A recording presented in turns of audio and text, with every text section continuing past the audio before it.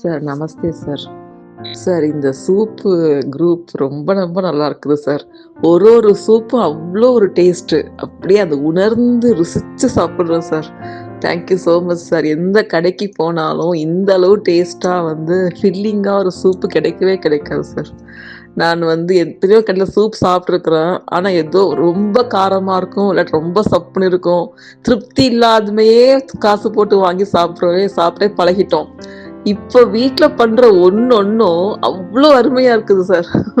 2 cup குடிச்சிட்டு காலையில இருக்கும்போது ரொம்ப நல்லா இருக்குது sir. Thank you so much sir. வணக்கம் சார்.